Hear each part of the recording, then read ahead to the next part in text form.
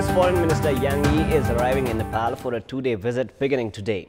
The Chinese Foreign Minister's visit, according to Foreign Ministry officials, is to set the tone for the Chinese President Xi Jinping's prospective visit to the Himalayan nation, while the other agendas of the visit include improving bilateral trade ties.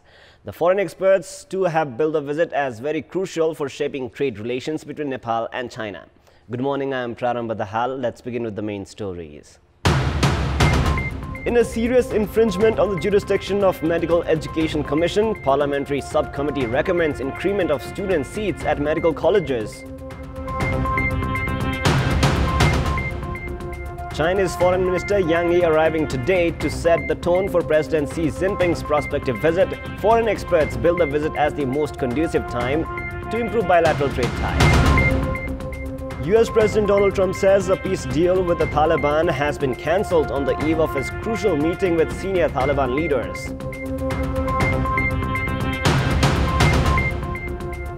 And Canadian teenager Bianca Andreescu stuns Serena Williams in a gripping US Open final to claim a first Grand Slam title, stops Serena from clinching 24th major.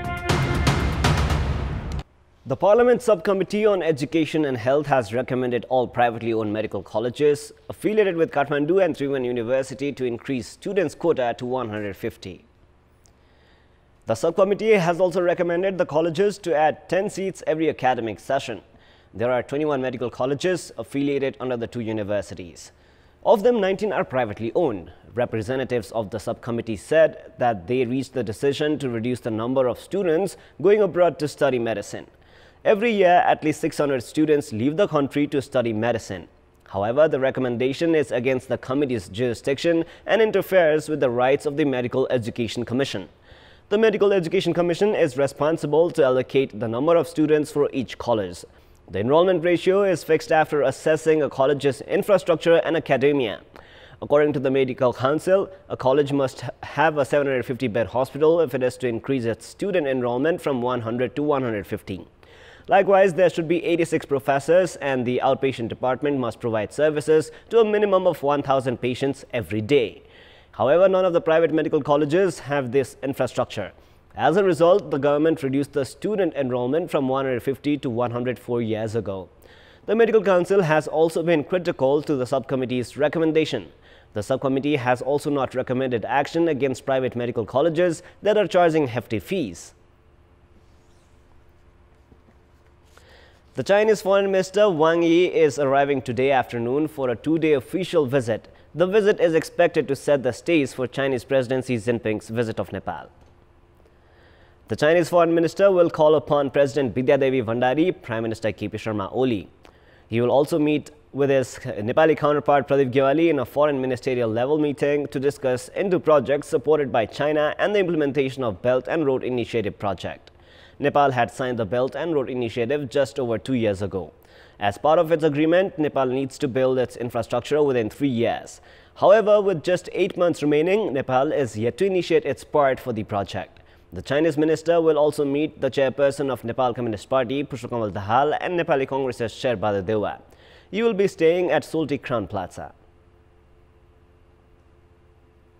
Meanwhile, our correspondent Navraj Pandey interviewed former ambassador to China, Dr. Mahesh Maske, yesterday regarding the significance and objective of the Chinese foreign minister's visit.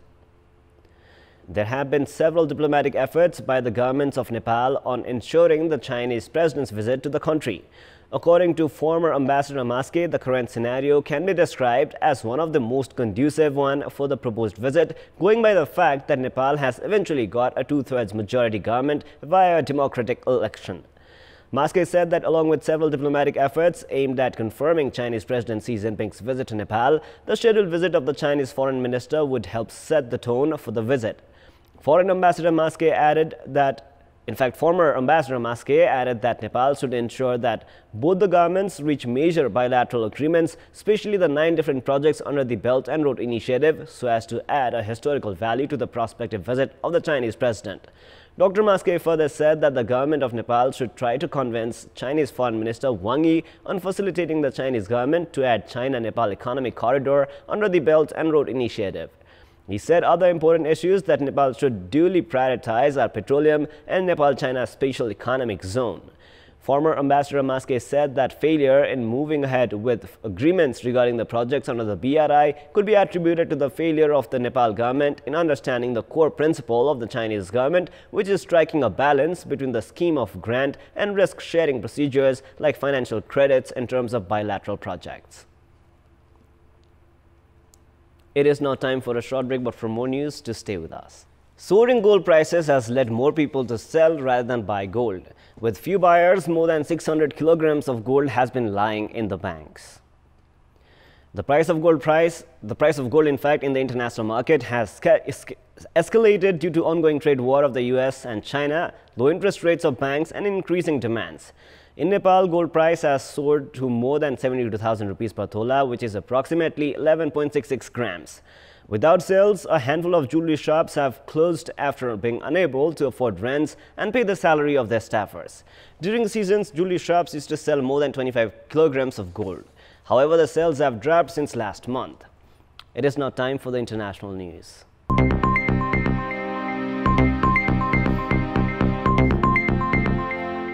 US President Donald Trump says he has cancelled the peace deal with the Taliban. In a series of tweets, Trump said he had been set to meet senior Taliban leaders at Camp David later today. However, he cancelled the meeting and called off negotiations after the group admitted to an attack in Kabul that killed a US soldier. US negotiator Zalmay Khalilzad had announced a peace deal in principle with the Taliban on Monday. As part of the proposed deal, the US would withdraw 5,400 troops from Afghanistan within 20 weeks. However, Khalilzad said that final approval had still rested with Trump. The US currently has about 14,000 troops in Afghanistan. On Thursday, a Kabul car bomb claimed by the Taliban killed 12 people, including a US Army man. A Romanian soldier serving with the NATO-led mission in the country was also killed.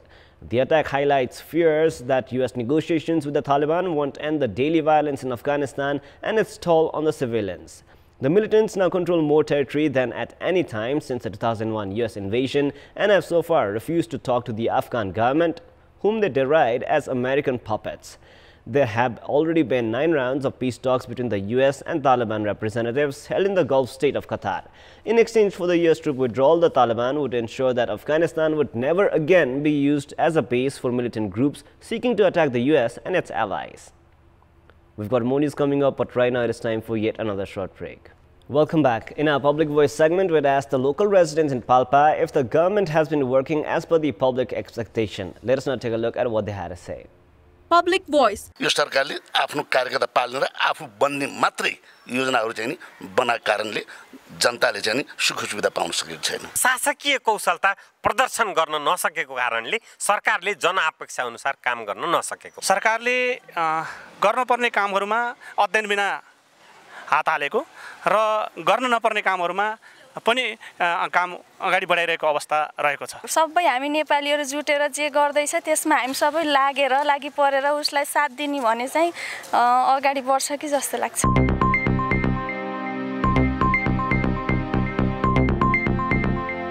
It is now time for our segment Public Pulse, where you text us with your opinion. Public Pulse. The question is, what do you term the Parliamentary Subcommittee's recommendation to increase the number of students at private medical colleges? Your options are A. Encroachment of dedicated commission's jurisdiction, B. Influence of private medical colleges, and C. Effort to contain students in the country. The voting is on. You can type NEWS, select your option A, B or C, and then send it to 34001 to share your opinion with us. With this, let us move on to the sports news. Sports news. Portugal has secured its first win at the Euro qualifiers. In the match played last night, Portugal secured an enterprising 4-2 win against Serbia.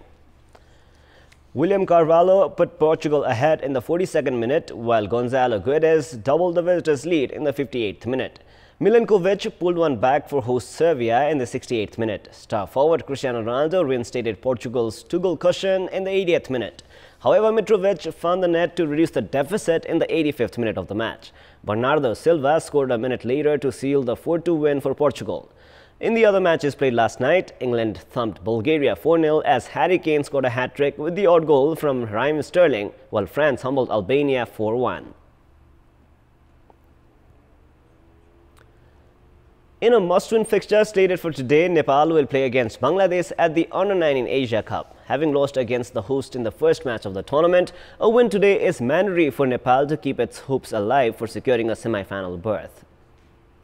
The match will begin at 9:15 a.m. Nepal time at Pisara Stadium in Colombo. Nepal had suffered a 5-wicket defeat against host Sri Lanka in the first match. Meanwhile, Bangladesh had marked a winning start to the tournament with a 6-wicket victory against the United Arab Emirates. Nepal needs 3 points to progress to the semi-final. Nepal previously had faced Bangladesh in the Asia Cup of 2017. Back then, Nepal had suffered a 2-wicket defeat in the group stage. Despite the defeat, Nepal had progressed to the semi-final round as the group runners-up. However, Nepal had crashed out from the group stage last year.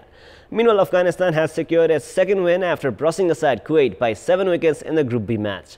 With the win, Afghanistan are close to making it to the last 4. It is now time for the daily special segment Around the World.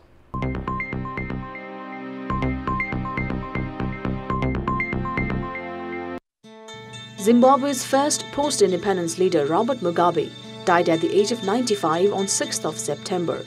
The former president had stepped down after 37 years in office following a military coup. Regardless of the controversies that came up during his tenure, Mugabe was praised by most as the icon of liberation who dedicated his life to the emancipation and empowerment of his people. Hong Kong's chief executive Carrie Lam announced on 4th of September the formal withdrawal of the controversial extradition bill following weeks of violent protests. However, the announcement failed to pacify the protesters. Demonstrators said the protests would not stop as they see unjust leadership and China's influence. Death and destruction stalked Bahamas in the wake of Hurricane Dorian that has had global attention for the whole week. Dorian reportedly has killed at least 30, leaving thousands missing and damaged properties worth $7 billion. The UN estimated some 70,000 people as in need of immediate food, water and shelter. More than 100,000 people belonging to the Gurkha community in Assam, India were excluded from the final National Register of Citizens (NRC) earlier this week. The final NRC Assam list had excluded around 1.9 million living in the state, citing illegal immigrants that included over 100,000 Gurkhas. A 12-hour shutdown was imposed by the Rashtriya Bajrang Dal against the faulty NRC list on Friday. The shutdown partially affected normal life in Assam, however, no incidents of violence apart from road blockades were recorded. This is Sarah Sapsanama for Kantipur News Desk.